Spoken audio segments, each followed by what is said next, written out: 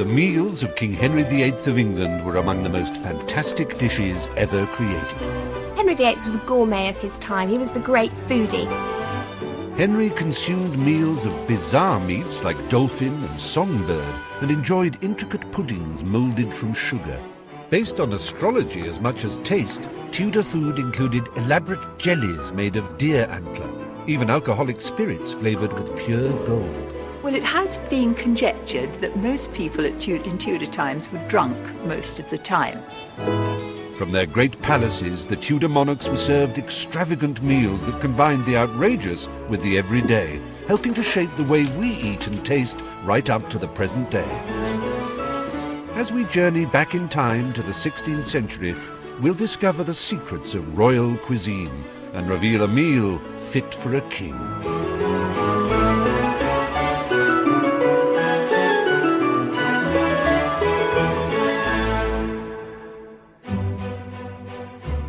Henry VIII lived in a period of profound change in European food.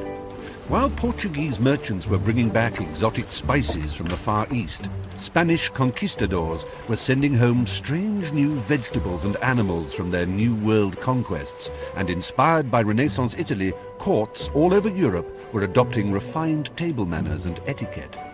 Caught in the centre of this tide of change was England, and its ruling dynasty, the House of Tudor, its most famous ruler, King Henry VIII. Best remembered as the king with a record 6 wives, Henry was a big monarch with an even bigger appetite. Most people have seen the film of The Private Life of Henry VIII, and they can see him grabbing his chickens, tearing them apart and flinging spare bits over the shoulder for the dogs. It wasn't like that at all. Tudor meals were served with tremendous formality. The kingdom Henry ruled over was also very different from the crude stereotype. The Tudor world was one of beauty and refinement, where clothes, music, and especially food reached new levels of luxury and perfection. The thing we've got to stress about Tudor food is this. The Tudors lived in the most lovely houses. Even the poor lived in charming houses. They wore beautiful clothes, wonderful embroidery. Even low people actually took a lot of trouble over their clothes. Their art was beautiful. Their furniture was wonderful. Their music was divine. But we all think their food is rubbish. But that's not true. They ate extremely well. And if you follow the recipes properly, the Tudor meal is very, very good. Very good indeed. I don't think Britain had actually seen so much food, so much money spent on food, and such gargantuous amounts of food since the Romans. In fact, what Henry ate has changed the way we eat today. Sugar imported from the New World, spices from the Far East, and strong alcoholic spirits from Arabia. It was the biggest food revolution in the history of mankind. Our diet, really, has been governed by those extraordinary discoveries in Henry VIII's time. From magnificent palaces like Hampton Court, Henry's cooks created dishes for over 800 servants and courtiers and pushed the culinary arts of roasting and pudding making to unheard of new heights. It is so different from the world of the ordinary person. It's even greater than the difference between, say, the ordinary lives of most people and the lives of a A-list Hollywood star today. The difference is even greater than that. Renowned for their adventurous palate, nothing was safe from the ravenous Tudor appetite. To a modern ecologist, one of Henry's meals would have been an absolute disaster. Anything that stood still long enough to be caught, they would eat. While ordinary folk survived on a type of vegetable stew, Henry dined on the rarest cuts of meat in the kingdom. Served course after course, Henry's dishes mixed sweet with sour, much as Chinese food still does today. Tudor food frequently is sweet and sour. Now, we have no hesitation to eat sweet and sour pork in a Chinese restaurant. And you've got to look at it like that. They'd always be willing to try different flavours, and there's always this thought that it was the rotting meat or the foul smells around that made us put spices in. It was nothing to do with that. We liked the taste of spices. Still do now. Like the Chinese, the Tudors regarded everything they ate as being connected to the zodiac, So food was about more than mere nutrition.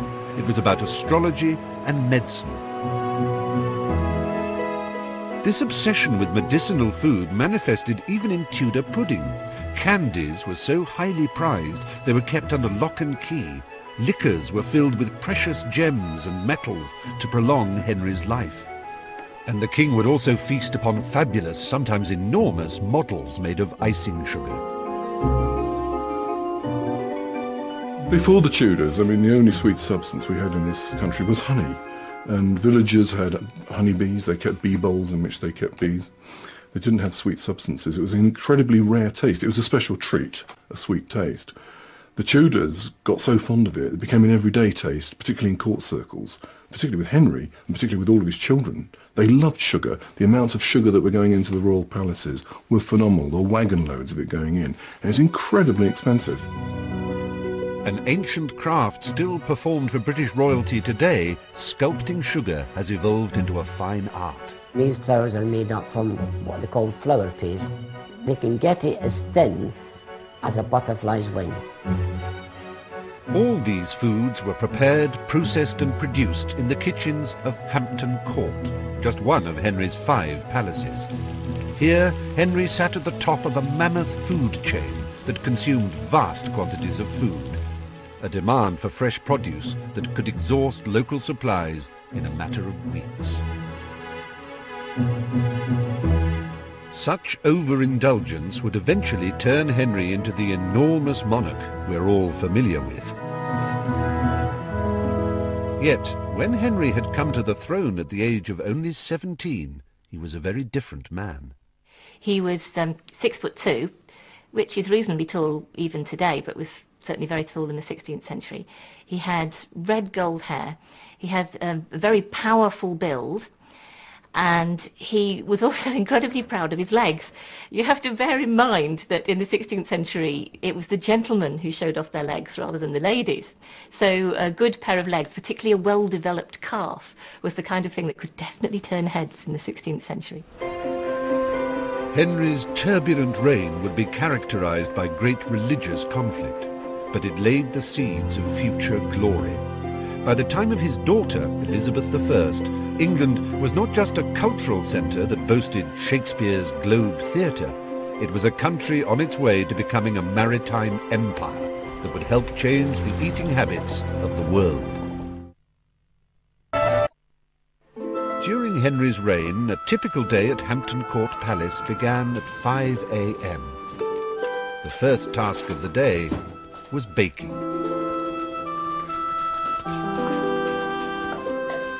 In 16th century England, bread was an absolute staple of everyone's diet. It came in numerous varieties according to the grade of flour and was often sweetened with currants and dried fruits. The king's bakers would be working flat out because he had a huge household to maintain, not just people who worked in the kitchen, but the whole palace and lots of hangers-on. So the royal bakers would be working extremely hard, and I believe at times they actually had to buy in bread from other bakers. After baking for an hour, the first bread would be ready, though not for eating. The Tudors believed that freshly baked bread gave you heartburn and always left it a day before eating. Servants received hard wholemeal bread, while the king and his nobles dined on soft white rolls called manchets.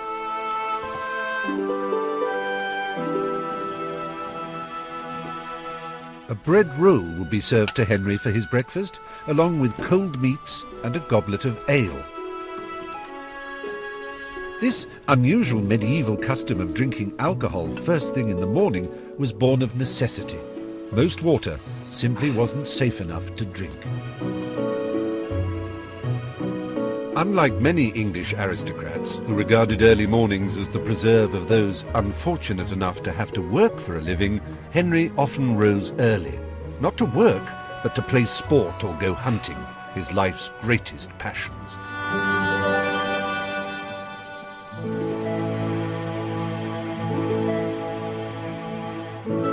Elsewhere in the palace, in the dairy, work had begun churning the milk curd.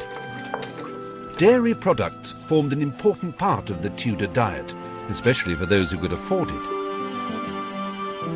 butter was churned in wooden vats, then by hand before being separated from the buttermilk. It's a very tricky process because if the weather's too hot, the butter won't come properly, it just melts. If it's too cold, it won't come because it just won't beat up. Finally, the butter was beaten with paddles to rid it of any excess moisture. If it was bound for the king's table, it would then have been treated with particularly special attention. Carefully crafted into a mould to delight and amuse the eye of King Henry. The dairy was actually the woman's preserve, and it was a tradition that the profits from the dairy were the woman's own to keep, so women had a particular interest in dairying.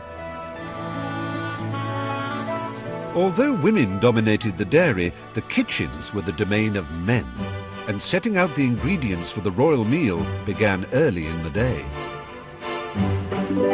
Fresh garden produce from local villages, nuts and sour oranges from Seville, turkey, a rare delicacy first imported from Mexico in 1523, pheasant, rabbit and venison from the king's own estates, fresh salmon from the estuaries of Scotland, rare and precious spices from the Far East, and freshly butchered livestock supplied by the local nobility. Cooking these royal meals required an army of servants. There might have been hundreds of people working, not just cooking the food, but preparing it, skinning it, butchering. People would have their job assigned to them, and they would have assistants, and there would be potboys and scullions to do the heavy, dirty work, the washing and carrying, preparation, that sort of thing. Most of these hundreds of servants would be assigned to Hampton Court's Great Kitchen, a Renaissance canteen capable of feeding thousands that still stands today.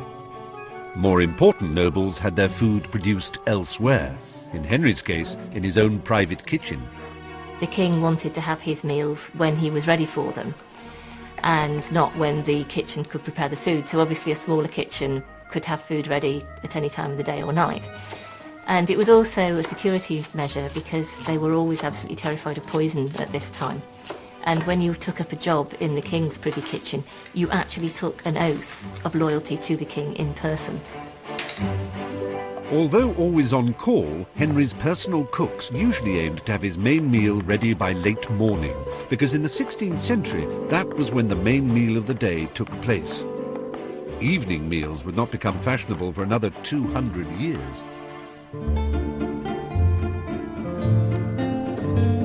Laying the king's table was an elaborate ritual with all the solemn overtones of a religious mass, including tableware made of solid silver. Traditionally, the first course prepared by the royal cooks was the Tudors' greatest speciality, spit-roasted meats. Roasting meat in its own juices with a light basting of rosemary oil produced a very tender and succulent meat, much lighter in texture and much less heavy in fat than meat roasted in modern ovens. Spit-roasted food has a certain amount of smoke added to it, so it's not unlike barbecued food. And it's an arduous job for a spit boy or a turnspit to keep turning the spit and basting the meat so that it cooks evenly. The flavour is much better. You know, it's succulent, it's luscious, it's completely different from meat baked in an oven. We no longer roast meat, we bake it. There's no such thing as a Sunday roast. We should say the Sunday bake. So popular was spit roasting that during the reign of Henry's father, specially trained dogs had been taught to turn the spits. During Henry's own reign, the technology of English spit roasting changed once more. Spit roasting was really the art of the English cook. The French cook envied the skills that the English had at roasting. The English had an intuitive feel for the fire, which was extraordinary, and they also had the most advanced technology for roasting. Very early on, they adopted an Italian invention, the girarosto, or the spit jack, which rotated the spit It's the first robot in the kitchen. It replaces that poor little boy who swatted away hour after hour, turning the joints in front of the fire, and actually did a much better job. But spit-roasted beef, lamb, pork and poultry were only the more familiar meats of a range that could include anything from seals to songbirds. Not surprisingly, many other Europeans found English food horrifying. The Tudor Elizabethan cooks were the mavericks of their day. There was absolutely no limits on anything they tried. They would eat herons, rooks, small singing birds, things which we would be quite horrified at. They would eat seals, porpoises, whales if they got them. I know there's one particular dish which was always on the table when diplomats came, and it was whale's tongue. Can you imagine that? Porpoise, peacock, birds repeatedly stuffed with other little birds on tables. One dish which really would have all the sort of health authorities up in arms at the moment, and that would be you peel off the peacock's feathers and skin from the bottom up to its head. You roast the peacock, then you pull the skin back on, take it into the banqueting hall. In fact, the Tudors believed the rarer the animal, the more likely it was to have special health-enhancing qualities. Henry hunted such rare animals to near extinction on his royal estates, but Henry's infamous reputation is based on the most consuming hunt of his life. What do you want? Your Majesty, it's a boy. What? The pursuit of a male heir. It's a boy! Although Henry VIII is perhaps most famous for having had 6 wives, in reality he was not quite the virile male many have always assumed. In fact, Henry's many marriages were the consequence of a very different sort of desire. The fact he kept marrying was really this desperation for a son. After all, if a king wants just plain sex and a good time, he's got most of the ladies of the court at his disposal. He doesn't have to marry them. Having an affair with the king doesn't do anybody's career any harm in the 16th century. But if the idea of Henry as a serial philanderer is a myth, one cliché is certainly true. The king loved his food. And this love affair usually began around 11 a.m. when minstrels would herald the main meal's readiness.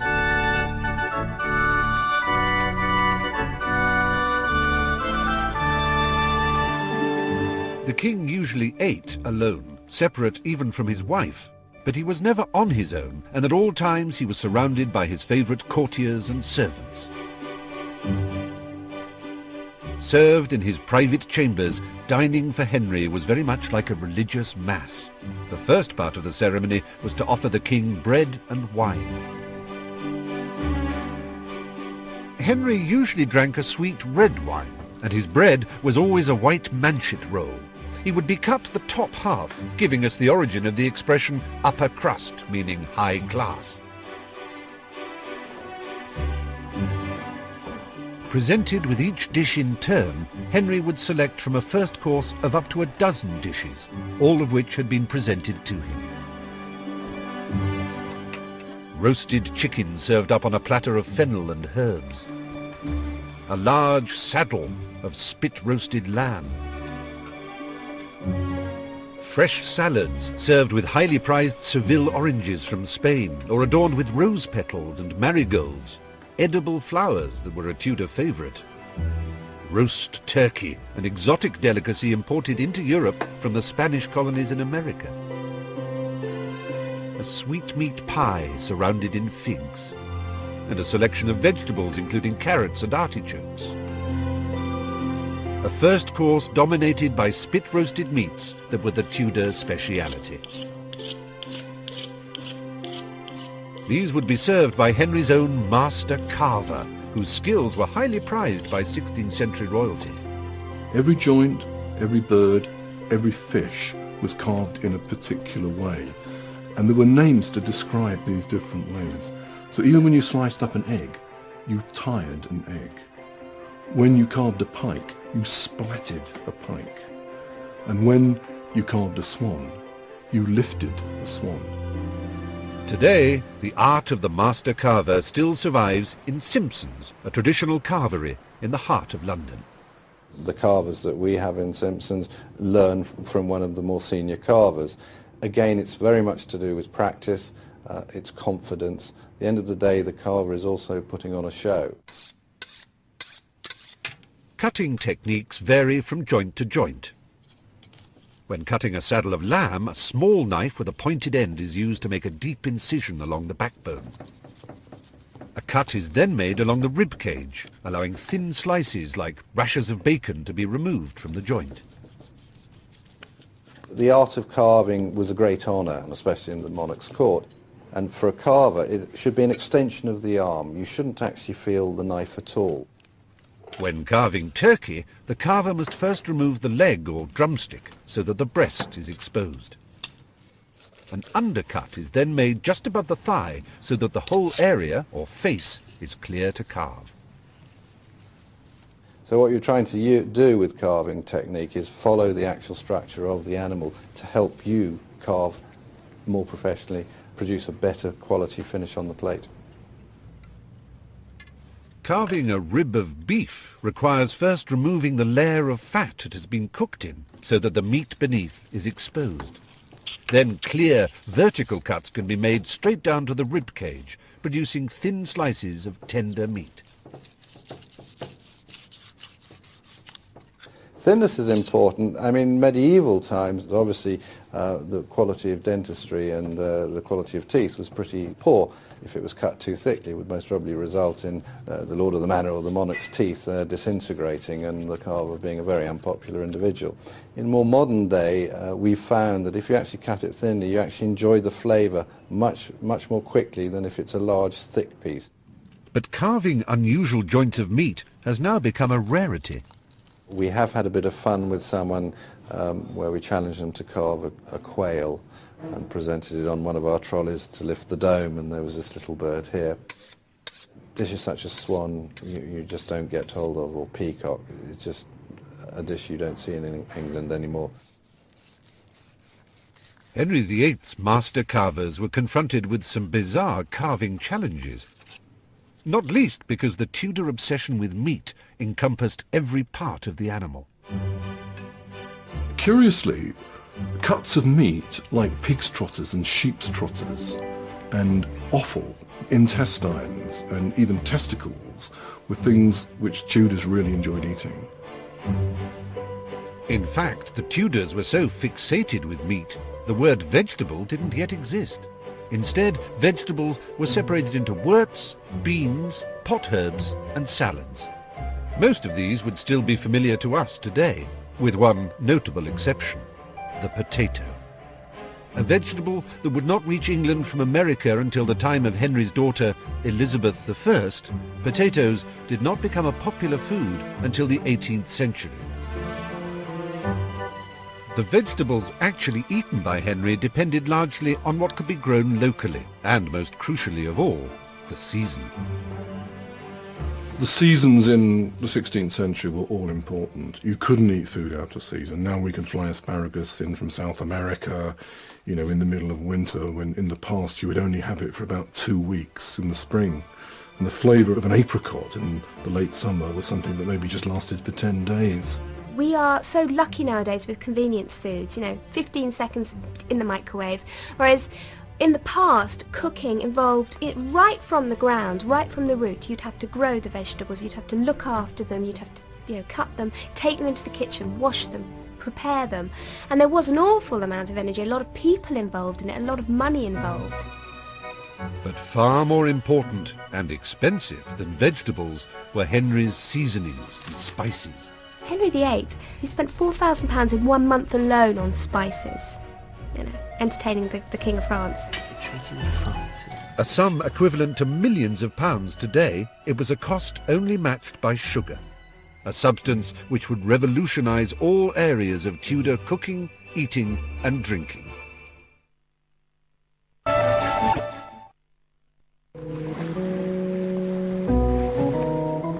Ever since the dawn of European civilization, spices had been imported into Europe from the Arab world.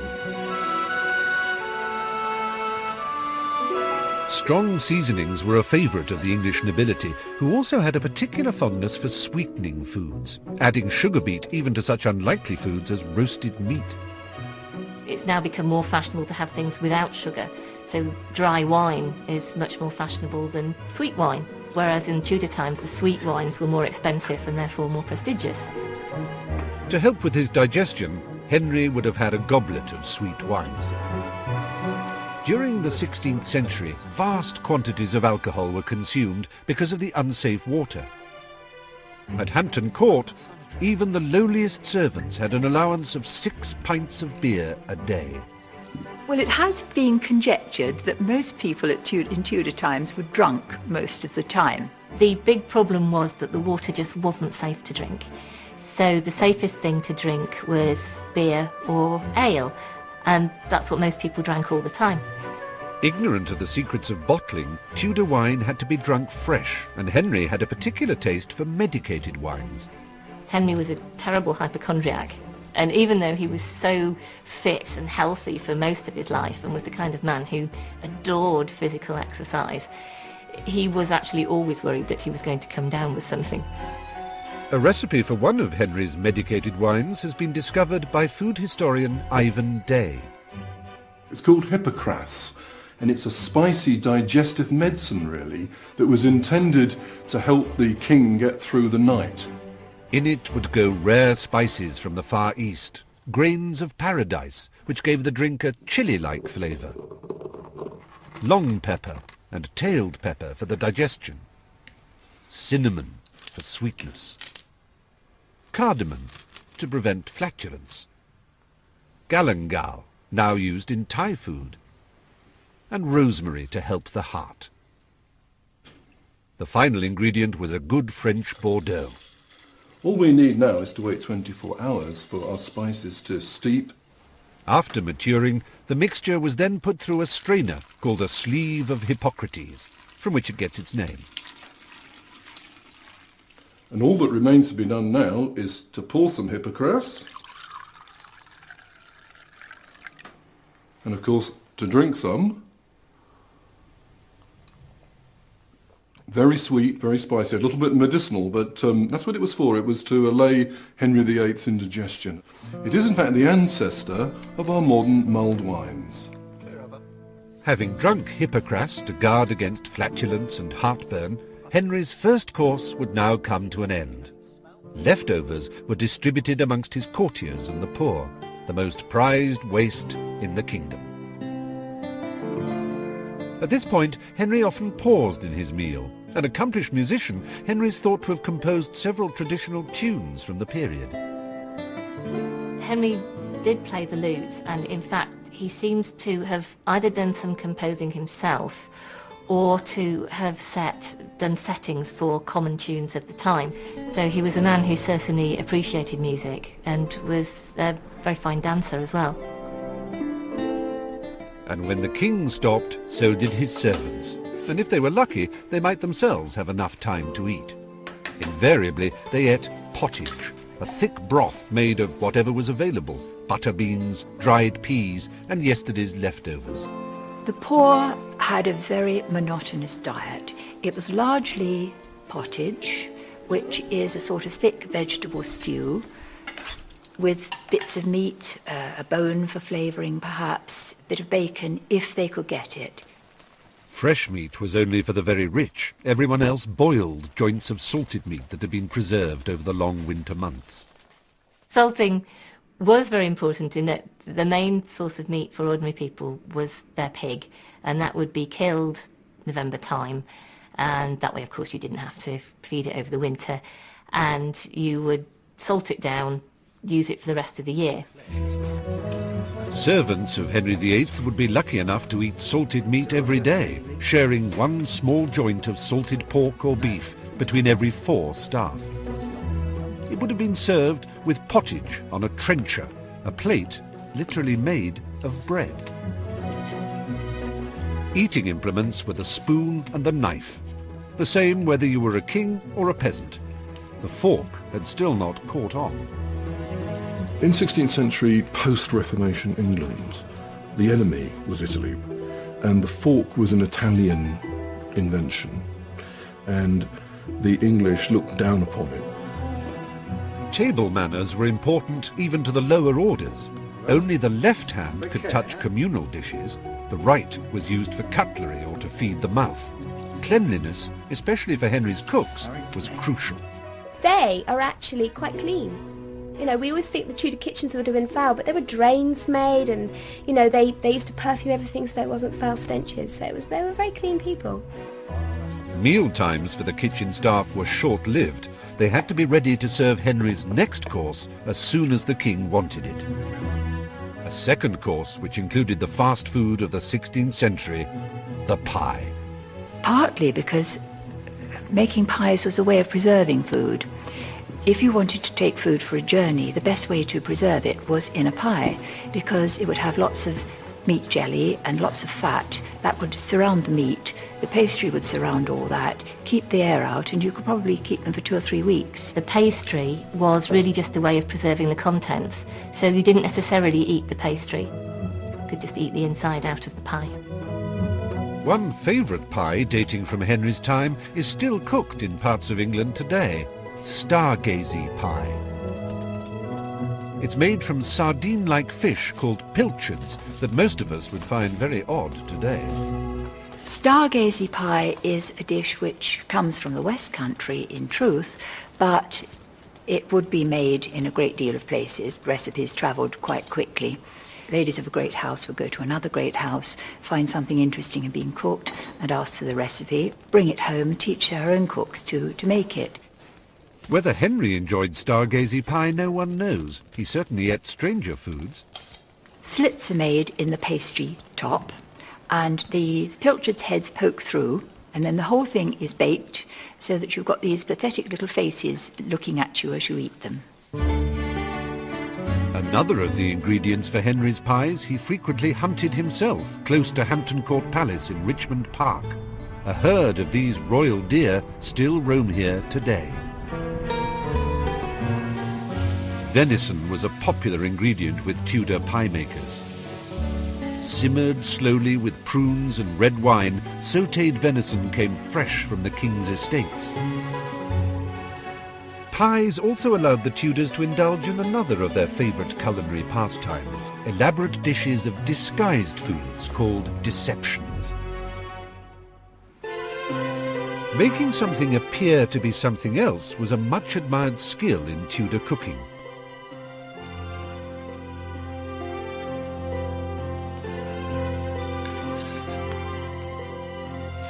Pies made to look like castles or chickens stitched together and decorated to look like a strange lizard were great favourites. The Tudors had a great sense of humour, perhaps a childish sense of humour, and they frequently enjoyed eating food which was disguised. It was something pretending to be something else. For instance, there was one late Tudor food writer who tells us to make a full meal out of blancmange. And there's one very famous account of a visitor to the Tudor court who remembers a very similar meal being completely made out of jelly. And this is something which gets developed in the 17th century and the 18th century, where people start moulding things out of ice cream. Deceptions were commonly prepared for Henry's second course, which also traditionally contained fish. Salmon stuffed with leeks was one popular choice when the season was right. During the 16th century, food was brought to the table in 2 stages, like 2 buffets. Because fish could be cooked quickly, it made an ideal second course, as did cold meats and pies.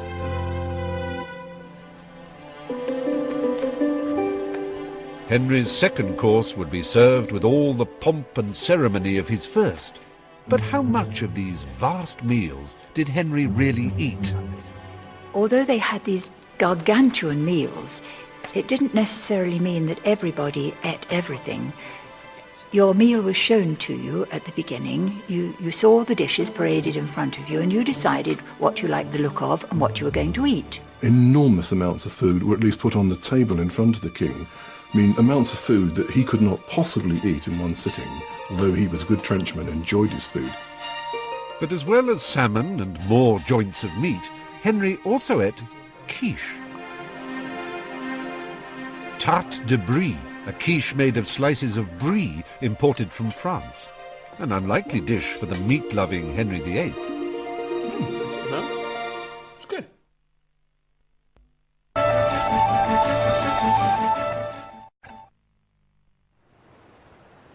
Henry also loved pastries, and one of his favourites can still be eaten today, a sweet pastry called a Maid of Honour.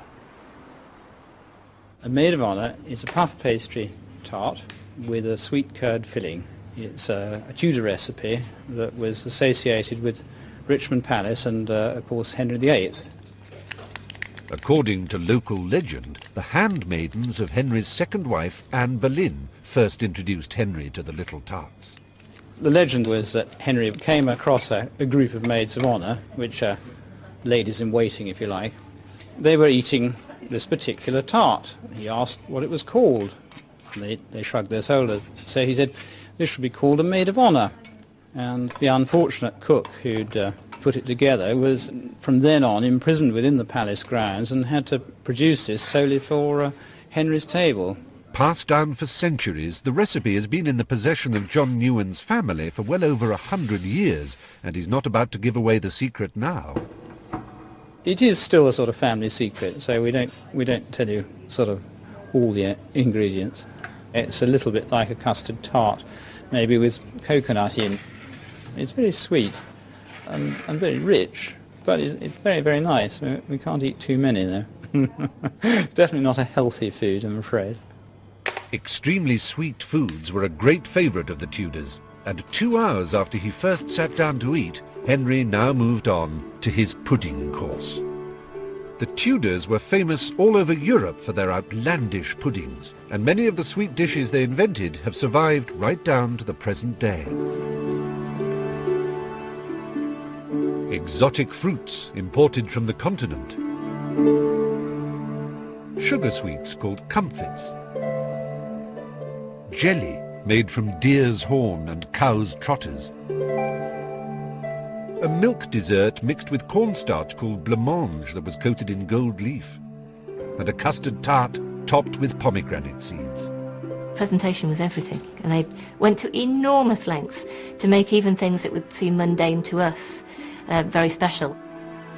Spanish envoys at Henry's court reported that the most fantastic aspect of English pudding making was jelly, often made from the antlers of a male deer called a hart. Hartshorn was the thing that you used for setting a jelly in those days, so you literally have to grate a hart's horn. Everything had to look good. Even if it didn't always taste so good, it had to look spectacular. In pursuit of the perfect gelatin colouring, Tudor cooks even used child's urine, an ingredient that supposedly helped turn it green. Yeah, that's not bad. Far tastier was another of Henry's favourite delicacies, sugared wafers, the great-granddaddy of the breakfast waffle.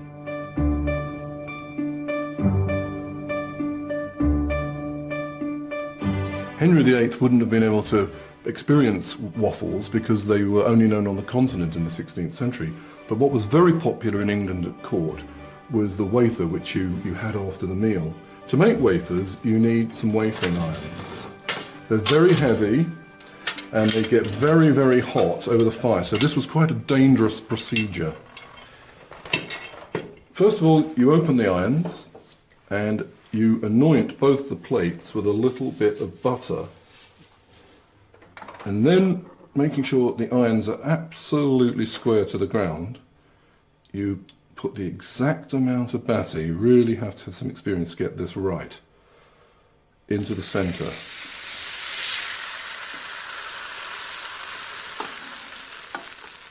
And then this is the magic bit. You close the irons very gently,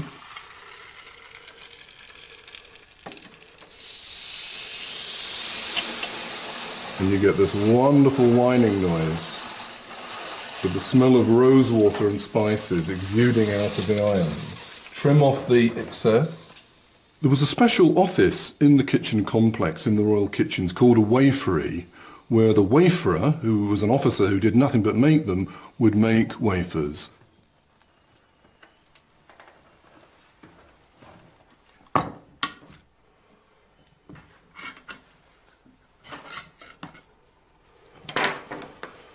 Right, what I'm going to do now is I'm going to roll the wafer off the iron, which is quite a dangerous job. It's quite hot. Right, a bit of a balancing trick. And that's it, perfect. Put it on there to cool down. Once it's hardened, it can be removed from the stick, and there we have a perfect 16th century rolled wafer fit for a king. Although they took only 2 minutes to cook, sugar wafers were so precious they were kept under lock and key, a biscuit only for the king and his favourites. As his meal drew to an end, Henry would begin to eat foods that would aid his digestion. Most valued of all these digestive foods was cheese, a common food of the 16th century. The big thing for ordinary people was trying to preserve milk for the winter, and that's one reason why cheese was so important. And cheese is a really good source of energy. Cheese was just one of many foods the Tudors thought had healing properties. I've got hundreds and hundreds of books that tell me about different herbs and different foods being healing foods, and I think now it's done a full circle, and we're nowadays looking back to how things have healed you in the past. What are the best foods for certain ailments? Cheeses helped digestion by reputedly sealing up the furnace of the stomach, and like many other foods, cheeses had a significance far beyond their taste or nutritional worth. They thought the stomach was a cauldron which fermented the food, and by taking cheese, which was astringent, this little seal at the top of the valve would close and the stomach could get on with its job of digestion. Having lined his stomach with cheese, Henry could now embark on the final part of his meal, a course called the banquet, whose strong alcoholic spirits and sugar delicacies are without doubt the Tudors' greatest legacy. The really rich, like the king in the 16th century, were beginning to get a taste for very, very strong distilled cordial waters or liqueurs, which were made in stills like this one here. These much richer and ardent spirits were frequently flavoured with many, many different spices. The two I've got on this plate are destined for a drink fit for a king: licorice and red Sanderswood. Some of these drinks frequently had the most exotic ingredients in them. For instance, in a drink fit for a king, Royal Usquebaugh, you would have to put gold leaf. The first spirits that we have, we've got very good directions of how to make them, so we can replicate them exactly. After 14 days maturing in the cellar, the Usquebaugh is now ready to sample.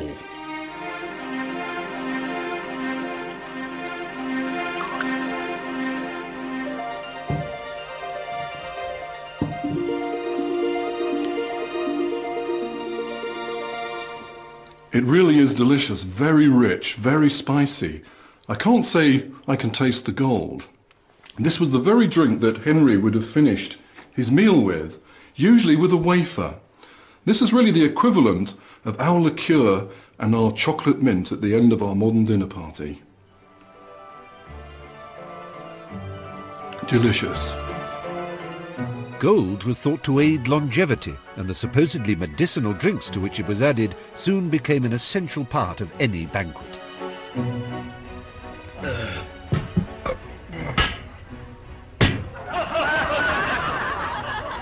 They thought it was the pearls and the gold that was having this effect on them. They didn't realise, in fact, it was a good old Arab alcohol that was doing the trick.